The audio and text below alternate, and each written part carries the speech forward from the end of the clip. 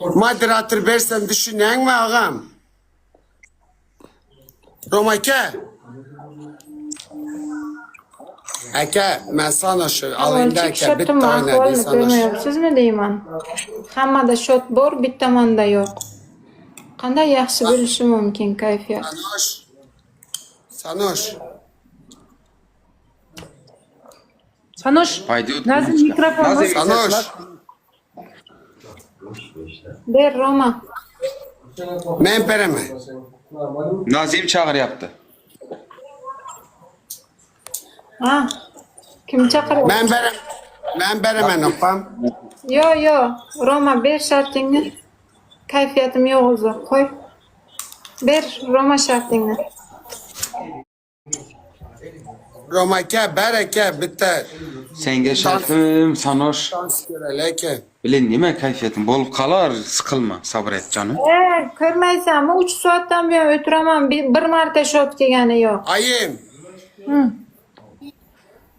Beled apam sana remim gelip ayağım özümünki dövüldü de. Şotumam kara şotumam. Özüm bir yakşırak jılanya bir adam huyed eder de gedip ber apam razı men. Voy, ayt, nima shart qilib beradi?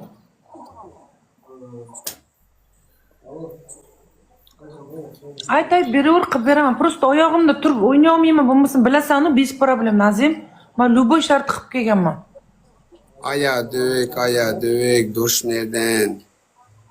Dush bo'lmaydi, sirazu aytdi, suv bo'lmaydi, oyog'im yeringlashib yotibdi o'zi.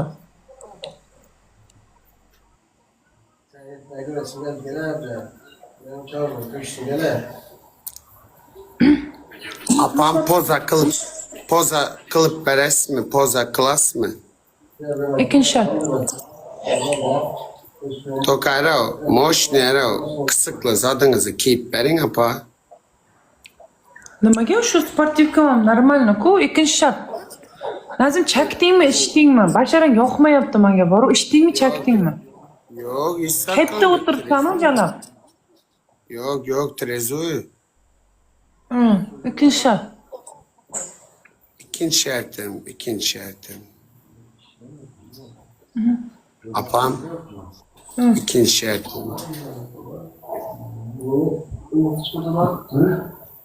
O yaşlı zadınızı, ak zadınızı giyseniz, dine futbolkanızı hele şimdi şöyle deyip uzaktan memmenizi körsek bu oldu apam.